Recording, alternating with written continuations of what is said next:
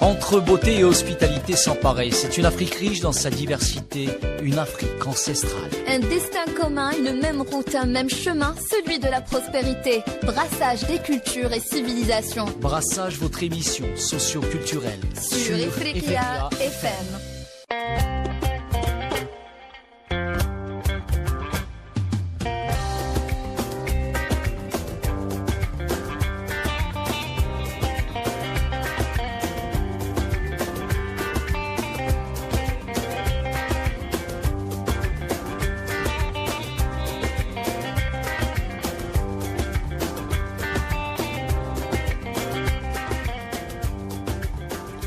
Mesdames, Messieurs, bonjour, très heureuse de vous retrouver sur les ondes d'Ifriqiya FM. Merci de nous rejoindre pour ce nouveau numéro de Brassage.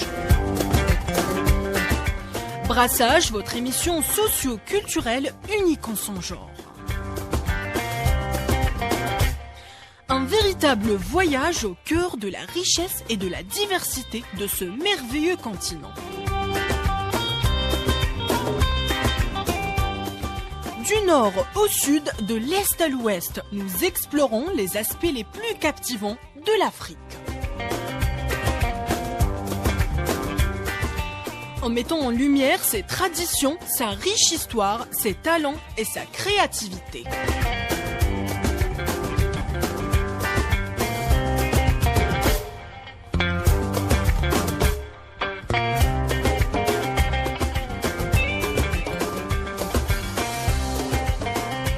Bienvenue dans Brassage, votre fenêtre ouverte sur l'Afrique. Préparez-vous à un voyage hors du commun.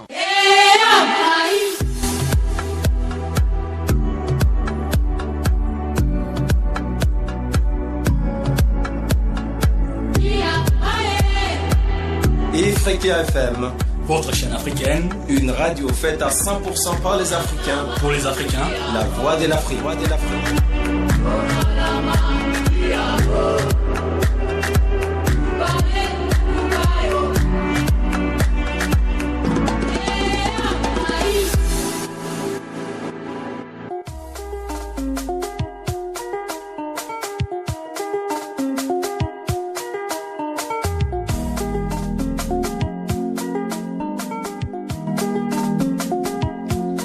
Aujourd'hui et durant tout cet été, nous ferons des voyages, des escales pour vous faire découvrir et connaître les pays africains. Sans plus tarder, aujourd'hui, on vous emmène découvrir un magnifique pays.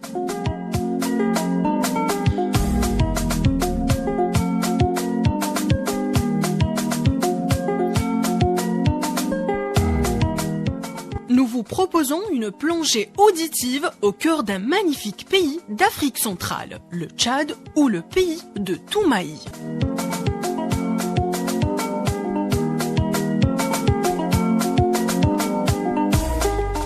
Prêt à explorer sa culture, son peuple, ses sites touristiques, son art culinaire et sa diversité ethnique, alors restez à l'écoute.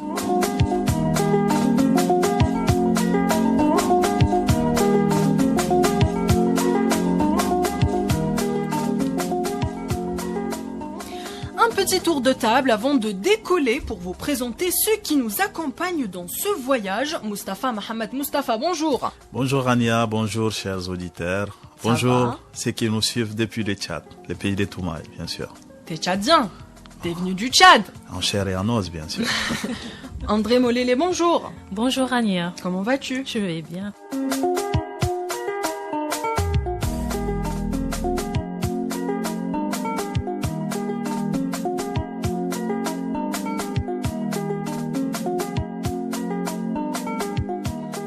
Le Tchad est considéré comme le cœur de l'Afrique en raison de sa position centrale sur le continent. Il est entouré de pays aux cultures diverses, ce qui en fait un carrefour culturel et ethnique.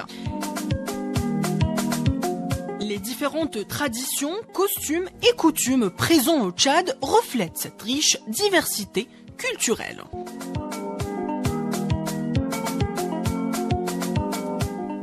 Mustapha, je commence avec toi, vu que c'est ton pays. Quelles sont les traditions et les pratiques culturelles qui font la spécificité du Tchad?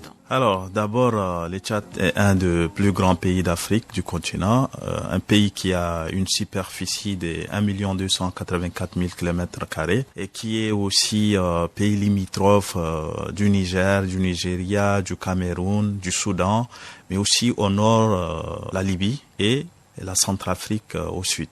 Et donc, c'est un pays, c'est un grand carrefour justement en termes de culture, parce que déjà il y a tout un brassage où il y a la rencontre des différents peuples. Donc on peut trouver les peuples bantous venant du Cameroun, de la RCA, mais aussi les Arabes, les Amazirs justement, compte tenu de frontières partagées avec la Libye. Et donc c'est un pays qui a une culture vraiment très diverse et riche. Vers le nord, on remarque beaucoup plus la culture est beaucoup plus dominée par une culture arabo-musulmane. Et vers le sud, on a beaucoup plus une culture vers, tu vois, tout ce qui est, voilà, chrétien et autres. Et donc, on remarque, et même au niveau du comportement vestimentaire, vers le nord, on remarque qu'il y a beaucoup plus des boubous, justement ce qu'on appelle, je sais pas, djellabia, en arabe local tchadien. Et vers le sud, on remarque qu'il y a ce qu'on appelle les pagnes, comme un peu partout en Afrique de l'Ouest et autres. Donc les femmes s'habillent en pagne, c'est-à-dire quelquefois c'est robe, et aussi ce qu'on appelle les pagnes fardées. Et aussi on a d'autres styles qu'on appelle les borno-borno, ces genres de robes longues, voilà, justement. Et donc c'est une diversité culturelle incroyable. Justement, André, tu as sûrement une idée sur de cette diversité culturelle. Si on pouvait donner des pieds au Tchad, on lui donnerait 4 pieds.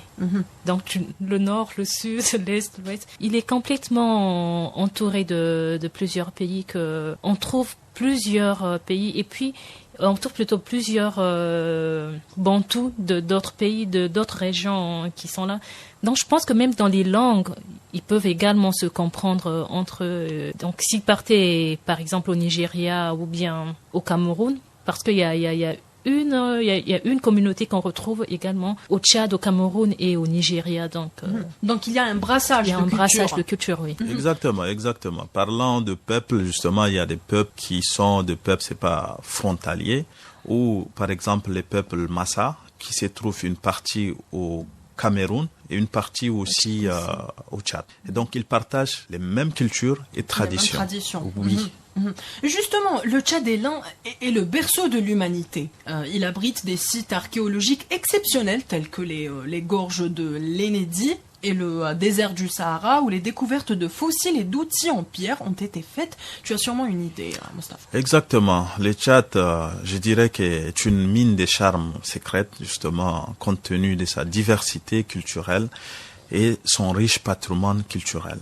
Et effectivement, le Tchad, c'est le berceau de l'humanité, puisque Toumaï, c'est un des plus anciens, justement, êtres humains qui a été découvert en 2001 dans les déserts de Djourab. Et Toumaï signifie en arabe local tchadien, dans une langue qui est appelée Gouran, signifie l'espoir de vie.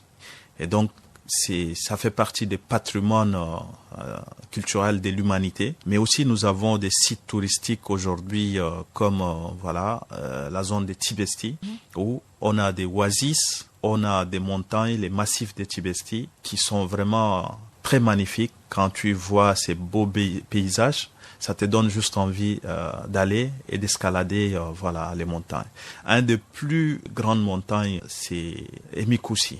Emikoussi, c'est l'auteur au Tchad. Donc, et il y a aussi les sites touristiques comme la chute Gotio. C'est la chute d'eau naturelle où, ça a été baptisé au nom d'un chercheur qui a perdu sa vie là-bas, faisant des recherches. Et donc, c'est magnifique. Quand tu vois, c'est vraiment très magnifique. Et on estime qu'il existe plus de 200 langues parlées au Tchad. Parmi les plus répandues, on trouve l'arabe, le français, le kanembu, le toubou et le haoussa. Et ces langues reflètent la diversité ethno-linguistique du pays et jouent un rôle important dans l'expression de l'identité culturelle des différentes communautés. N'est-ce pas, André ? Oui, déjà, je pense qu'au Nigeria, on a aussi ils ont des Hausa, je pense. Oui, les Hausa, c'est Nigeria, des peuples qui sont un peu partout. partout en Afrique centrale et aussi de l'Ouest. Nigeria, Tchad, Cameroun, Niger, justement. Ah oui. Et quelles sont les langues les plus parlées Alors d'abord, les plus populaires les deux langues officielles, c'est le français et l'arabe, l'arabe littéraire. Mais aussi nous avons des langues véhiculaires qu'on appelle l'arabe local tchadien, qui est un peu différent de l'arabe qu'on parle justement, parce que c'est un mélange, voilà, de l'arabe soudanais, de l'arabe égyptien, de l'arabe saoudien et aussi un peu de l'amazigh. Et tu peux nous dire quelques mots en arabe local tchadien? Bon, je dirais salam alaikum. Donc c'est comme l'arabe, salam alaikum, Salam c'est la même alaikum, chose. oui. Ou bien on dit l'alekou. L'alekou, ça signifie aussi bonjour en arabe local tchadien. L'alekou. Et donc quand on dit tal, c'est-à-dire viens. Ta'al en arabe, c'est ça. Tal en arabe, exactement. Et nous avons plus de 250 langues. C'est énorme. Donc c'est énorme. Oui. Oui. Donc, et cette diversité linguistique constitue aujourd'hui une richesse vraiment pour les pays. Oui. Le Tchad est l'un des pays les plus conservateurs en matière de langue. Parce que même aujourd'hui, lorsque tu fais une escalade au Tchad, tu vas remarquer que les gens parlent beaucoup plus les dialectes que les langues nationales. Ouais. Donc parmi lesquels nous avons Kanembu, justement, ça c'est une langue qui est parlée au nord, voilà, surtout dans la région du lac Tchad. Et aussi nous avons les Bagirmi, ça ce sont les peuples autochtones justement qui se trouvent beaucoup plus dans les centres du pays.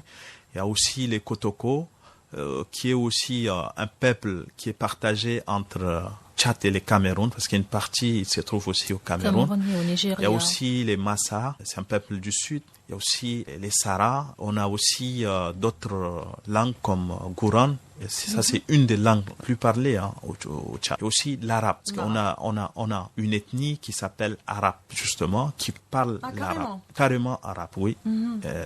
Justement, au teint aussi, voilà, blanche. Ouais, blanc. Tu étais au courant, Je pense que c'est leurs femmes ont des longs cheveux. Très longs cheveux. Leurs femmes ont le secret des cheveux longs. Ah bon? Et ils les entretiennent de façon naturelle, avec des produits naturels. J'ai tellement aimé voir le mélange des clous de girofle et d'autres. Exactement. Ça c'est la poudre de chèvre. Oui, la poudre de chèvre. Après, après, il y a un autre des petites boules blanches, on dirait du cristal, comme des pierres blanches. Effectivement, il y a beaucoup de secrets, donc je veux pas tout donner ici, justement, sur le plateau. Mais vous allez le découvrir, justement, surtout, je vous invite à visiter les Tchad, justement. Je viendrai avec plaisir. Il y a beaucoup de choses à découvrir là-bas. Déjà, surtout que le fait de tout ce qui est entretien de cheveux m'attire, donc j'aimerais bien. جميلة يا قوية حتى لو يحرقوك ميت ويان جميلة ما يهدك ريح كرينا من دوات في دار السلام هنينا جينا نعبوا دار القوية وهبية جميلة ندانا في أرض نشب وأرض خيش فلا كونا جينا حجرك ولا قايد جميلة لمانا مستمر بك ولا قايدين جميلة لمانا إني سرك ولا قايدة جميلة لمانا راني ولا قايدة جميلة لمانا زهواك ولا قايدين جميلة لمانا رالك ولا قايدة جميلة لمانا نسار شتتانا أمانا جميلة قبلانا سكزوين وين وين سكزوين وين لمانا سكزوين وين وين سكزوين وين لمانا سكزوين وين وين سكزوين وين لمانا سكزوين وين وين سكزوين وين لمانا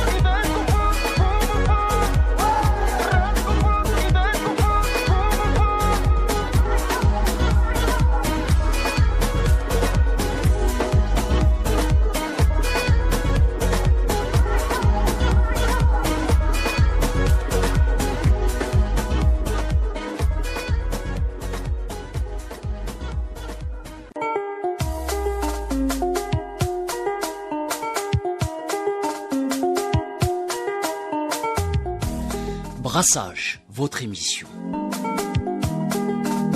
Animée par Rania Itkassi. En présence de notre chroniqueur du Tchad, Mustafa Mohamed Mustafa. Mais également notre chroniqueuse, André Molélé. Et cette émission est réalisée par Fahima Amoukran. Bon voyage, destination le Tchad.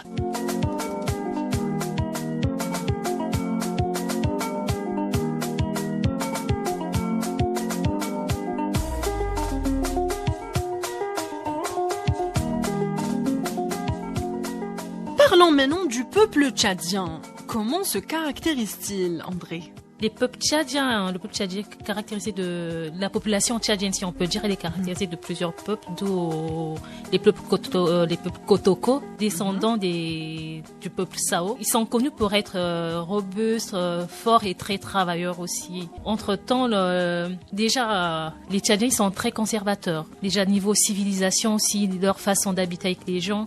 Et il y a des choses que tu peux faire peut-être ailleurs, mais que tu ne peux pas faire au Tchad. Mustafa, je ne sais pas si c'est réellement ça. Par exemple, quand on parle à un Tchadien, on peut pas le regarder dans les yeux. Oui, ça fait partie de tradition chez nous parce que c'est un signe de respect en fait, parce que on ne s'adresse pas à un homme tout en le fixant un regard, voilà, épiant surtout, bon, flèchement, oui, mais en baissant la tête, ça généralement on constate chez les femmes justement, mais avec les hommes il n'y a pas de problème, mais surtout il y a aussi les critères d'âge qui jouent aussi effectivement dans ces rapports entre les uns et les autres. Respect. Et le peuple tchadien est connu aussi pour son accueil chaleureux et son hospitalité. Oui. En parlant d'hospitalité, quand tu vas chez un Tchadien qu'on te donne à manger, il faut pas parler sous prétexte. Effectivement, la bouche qui parle Qui ne parle pas. La bouche qui parle, on pourrait dire que qui mange ne parle pas. Donc, Voilà. quand tu manges dans le calme, donc c'est pour dire que tu apprécies la nourriture, que la nourriture elle est bonne. Alors que chez nous, par exemple, quand on mange les moments de repas, c'est un moment de partage. Chez vous, au Congo-Brazzaville. Le moment de repas, c'est un moment de partage. Donc on profite pour se dire de bonnes choses, Pour discuter. Mais chez vous, c'est pas la même chose, Mustafa. C'est pas la même chose justement parce que pour nous, la nourriture c'est les rois en fait. Donc on a beaucoup de respect. Donc quand on mange avec l'amour et surtout avec beaucoup de respect. Il faut bien savourer. Ouais. Et la plupart des Tchadiens sont des agriculteurs, éleveurs ou pêcheurs. Effectivement. 80% de la population tchadienne se partage dans ces deux secteurs. Justement, ils ont un lien étroit avec la nature. Alors, voilà pourquoi je dirais que le Tchad est un pays écologique, justement, parce que nous, on est beaucoup plus enracinés dans nos traditions, parce que la terre, c'est la racine, en fait. Donc, le peuple travaille la terre, l'agriculture, l'élevage, donc ça, c'est la base, en fait. La base de tous les Tchadiens. Ce qui fait qu'aujourd'hui, nous, on est resté toujours conservateurs parce que l'agriculture fait partie de nos traditions et cultures, justement. Et parlons maintenant du peuple Kotoko. Effectivement, le peuple Kotoko, c'est un peuple vraiment travailleur, c'est un peuple qui s'est remarqué pendant des siècles, justement. En remontant, on peut évoquer le peuple Sao, qui sont les aumôniers, donc c'est des hommes vraiment robustes, de grande taille, surtout puissants.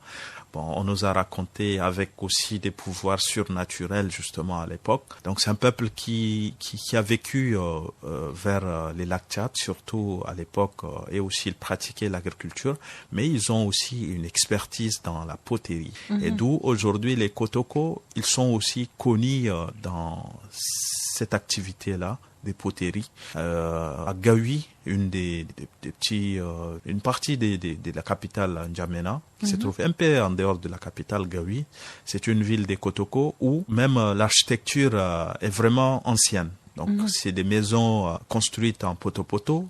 Ça traduit la culture Sao.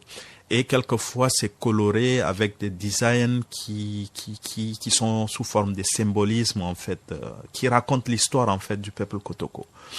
Et ces maisons sont construites par les femmes, ce qui est un peu exceptionnel chez les peuples Kotoko. Que les femmes ou les hommes travaillent énormément. Mais les maisons sont construites par les femmes.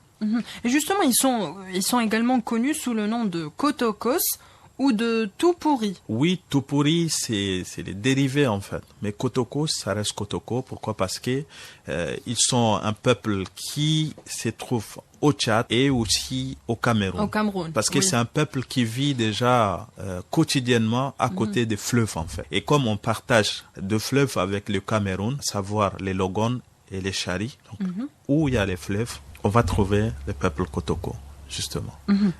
Justement, Mustapha, tu as parlé de la ville de Gaoui. C'est une ville inscrite au patrimoine mondial de l'UNESCO pour son architecture traditionnelle. Effectivement.